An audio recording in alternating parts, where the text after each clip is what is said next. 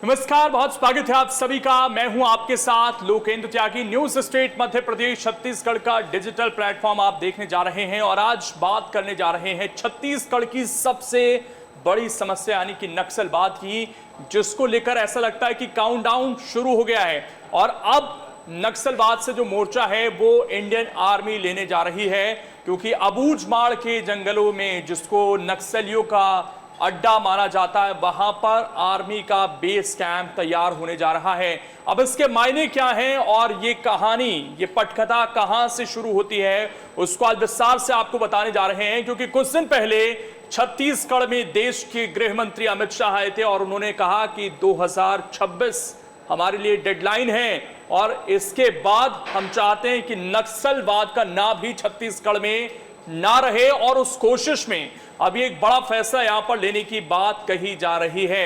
अभी तक जो पैरामिलिट्री फोर्सेस हैं जो नक्सलवाद से टक्कर ले रही हैं, अब जब इंडियन आर्मी उतरेगी दोनों में डिफरेंस क्या है वो बताने की कोशिश करेंगे।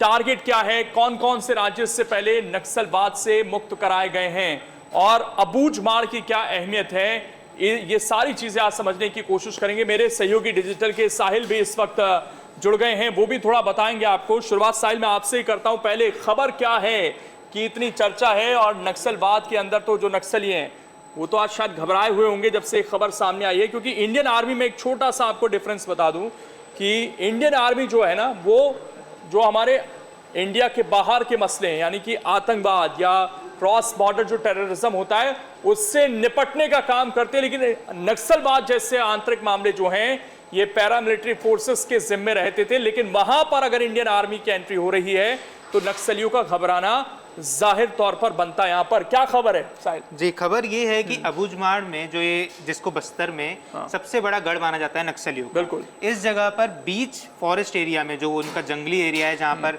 बिल्कुल फॉरेस्ट एरिया है, उस जगह पर बहुत काफ़ी ज़्यादा एरिया में तकरीबन 54,000 हेक्टेयर से ज़्यादा के एरिया पर इंडियन आर्मी अपना युद्ध अभ्यास क्षेत्र बनाने जा रही है। अब इस क्षेत्र के बनने से होगा क्या?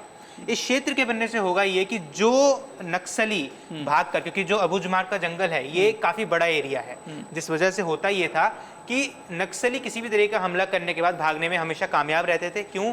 क्योंकि इसकी जो बाउंड्रीज है, जो इसकी सीमा है, वो आंध्र प्रदेश और महाराष्ट्र से लगती हैं। तो किसी भी तरीके का अटैक करने के बाद ये हमेशा होता था कि जो नक्सली हैं वो या तो आंध्र प्रदेश की तरफ भाग जाते थे या महाराष्ट्र की तरफ भाग जाते थे।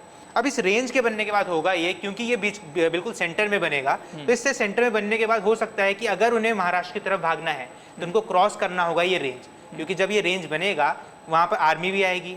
अब आर्मी आएगी तो वहां आर्मी रहेगी भी, आर्मी रहेगी तो वेपन्स आएंगे, वेपन्स आएंगे तो टैंक्स चलेंगे। तो जिस तरीके से पूरी चीजें बनाई जाएंगी तो कहीं ना कहीं नक्सलियों पर एक दबाव बनेगा कि वो इन तरीके की घटनाओं को कम करें, नहीं कहीं ना कहीं नहीं तो फिर इन पर असर पड़ सकता है। क्या कुछ कहा था अमित शाह ने, वो भी जरा समझिए। उन्होंने कहा कि मुझे विश्वास है कि वामपंथी उग्रवाद के खिलाफ हमारी जो लड़ाई है ना वो अंतिम चरण में है। उन्होंने कहा कि हमारा जो लोकतांत्रिक ढांचा है उसमें सबसे बड़ा चैलेंज इस वक्त नक्सलवाद है। वो यहां पर यह भी कहते हैं कि हमने कई राज्य, बिहार, झारखंड, ओडिशा, आंध्र प्रदेश, तेलंगाना, मध्य प्रदेश और महाराष्ट्र का एक जिला छोड़कर नक्सलियों को काफी हद तक समेट दिया है और इस समस्या से मुक्त भी करवाया है कई राज्यों को। और हमारा मानना है कि 2026 तक, मार्च तक हम इस समस्या से पूरी तरह से मुक्त हो जाएंगे।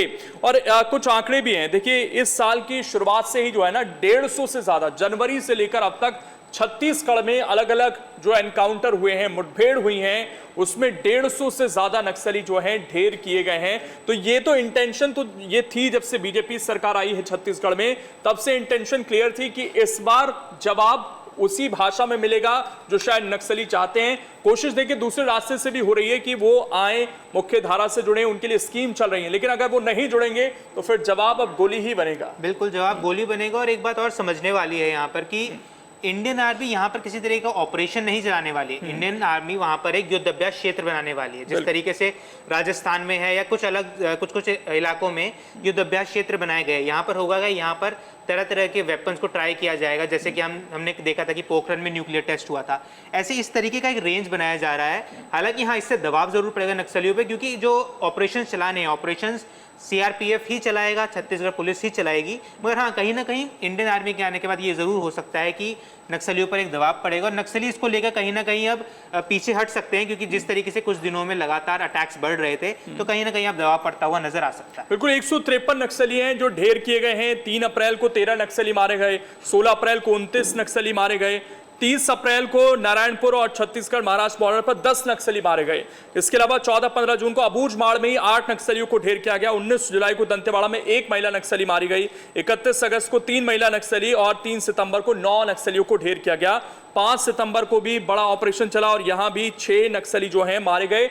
इसके अलावा ये जो 150 नक्सली हैं तो ढेर किए गए। 669 नक्सली ऐसे जिनको गिरफ्तार किया गया और 656, जैसा हमने कहा कि सरकार की योजना है कि आप आइए, मुख्य धारा से जुड़ने का आपको मौका दिया जाता है, तो उसमें भी कई जो हार्डकोर नक्सली हैं साहिल, उन्होंने भी सरेंडर किया है। तो ये पूरा प्रोसेस तो चल ही रहा है लगातार और कोशिश यही है कि अगर अमित शाह ने कहा है कि 2026, तो मतलब हम ये मानकर चले कोशिश तो रहेगी 2026, क्योंकि इस बार जब वो आए थे तो उन्होंने तमाम राज्यों के साथ बैठक भी की है।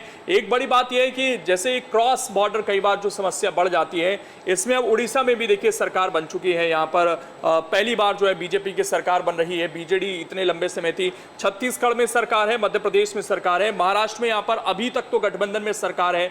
आप जाएंगे तो उधर टीडीपी और एनडीए का मिला के गठबंधन बना हुआ है बीजेपी के साथ। तो जो आसपास के राज्य हैं वहां पर गवर्नमेंट भी इस वक्त जो है वो एनडीए या फिर बीजेपी की दिखाई दे रही है और इसका भी जो है वो बड़ा असर यहां पर दिखता है। बिल्कुल, इस पर पूरा असर दिखता है। और एक बात और ध्यान देने वाली है कि एक जो पूरा रेड कॉरिडोर बना हुआ है, कहीं ना कहीं बीजेपी इस पे फोकस कर सकती है कि जो रेड कॉरिडोर बना है, उस रेड कॉरिडोर पर फोकस करके उसके आसपास के एरिया को एलिमिनेट किया जाए। जिस तरीके से बस्तर के इस इलाके पर फोकस किया गया, क्योंकि ये बहुत बड़ा इलाका है, इस इतने बड़े इलाके पर अगर कंट्रोल पा लिया जाता है तो उसके बाद कहीं ना कहीं नक्सलियों का अटैक कम होगा। और उस कारण जो रेड कॉरिडोर बना हुआ है, रेड कॉरिडोर पर भी कहीं ना कहीं असर पड़ता हुआ नजर आएगा। और कहीं ना कहीं दूसरे राज्यों में भी अब हम कुछ दिनों में देख सकते हैं कि इस तरीके के लैंड एक्विजिशन हमें देखने को मिल जाए। और 60,000 से ज्यादा जो हमारे अभी भी जवान हैं, अलग अलग बटालियन के, अलग फोर्सेस के, वो यहाँ पर तैनात हैं। दरअसल नक्सलवाद की वजह से हम देखते हैं वहाँ पर होता क्या है कि जो ग्रामीण हैं सबसे ज़्यादा उनको ये लोग निशाना बनाते हैं। और एक चीज़ और है साहिल, यहाँ पर देखिए, हम ये कह दें कि नक्सलवाद जंगलों में है, नक्सलवाद कई उस पर डॉक्यूमेंट्रीज भी, कई फिल्म भी बनी है। अर्बन नक्सलवाद भी है, क्योंकि इनके पास एक से एक हथियार मिलेंगे, एक से एक टेक्नोलॉजी का जिस तरीके से इस्तेमाल करते हैं, जिस तरीके से माइंस बिछाते हैं, ये कहीं ना कहीं तो सप्लाई हो रहा है। और वो सप्लाई चेन जो है उसको भी तोड़ने की लगातार कोशिश की जाती है, क्योंकि अगर वो सप्लाई चेन टूटेगी, जंगलों में ये सब चीज़ें नहीं बनती हैं, ये सब चीज़ें उनके पास कहीं ना कहीं से पहुंचती हैं। और पिछले कई सालों में जो घटनाएं घटी हैं उसमें जिस तरह के इनके पास से जो गोला बारूद या गन्स मिली हैं वो बहुत एडवांस हैं। और उस अर्बन नक्सलवाद पर जो इनको ये सारी चीज़ें देता है, ऐसा हमारे गृह मंत्री ने भी कहा कि हमारे देश की लोकतांत्रिक ढांचे के लिए नक्सलवाद एक चुनौती है और इसको खत्म करना बहुत ज़रूरी है। और इसमें अगर कई बार हमने देखा है मुखबिरी के शक में ग्रामीणों को मारा जाता है, उन तक राशन पहुंचता है तो उसको ये लोग हड़प लेते हैं। स्कूल्स वहाँ पर ना जाने कितने बंद हो गए, सड़कें बनने लगती हैं तो ये जो वहाँ कॉन्ट्रैक्टर होते हैं उनको किडनैप कर लेते हैं। ये स्थिति है, विकास को अवरुद्ध करने की इनकी हमेशा से कोशिश रही है। अपना एजेंडा ये ग्रामीणों के अंदर कई बार भरने की कोशिश करते हैं, तो उसको अब तोड़ने की कोशिश है। और जब वहाँ पर हमारा एक कैंप बनेगा आर्मी का, तो जैसे साहिल ने कहा कि डायरेक्ट तो नहीं, लेकिन एक प्रेशर जरूर बनेगा और जो एक वो कॉरिडोर था इनके भागने का, उसको वहाँ पर अवरुद्ध करने की एक तरीके से कोशिश है। और 2026 ये टारगेट है, ज़्यादा वक्त नहीं है। तो देखना है कि ये जो पूरी अब चीज़ें होती हुई नजर आ रही हैं, इससे कितने दबाव में नक्सली आते हैं। सारी जो अपडेट है आपको हम देते रहेंगे कि किस तरह का प्लान है केंद्र सरकार का और आने वाले दिनों में नक्सलवाद को लेकर और क्या कुछ चोट की जाती है। तो इसलिए जल्दी से इस चैनल को सब्सक्राइब कर लीजिएगा ताकि सारी खबरें आपको मिलती रहें, ना सिर्फ प्रदेश की बल्कि देश की और अंतर्राष्ट्रीय स्तर की भी सारी खबरें आपको मिलती रहेंगी। फिलहाल आप हमारे साथ जुड़े, आपको ये खबर कैसी लगी कमेंट कर जरूर बताइएगा। और नक्सलवाद के खिलाफ ये लड़ाई जारी रहे, इसलिए इस वीडियो को ज्यादा से ज्यादा आप शेयर कीजिएगा। फिलहाल जुड़ने के लिए बहुत बहुत धन्यवाद। न्यूज नेशन अब व्हाट्सएप पर खबरों की ताजा अपडेट के लिए न्यूज नेशन के इस QR कोड को स्कैन करें।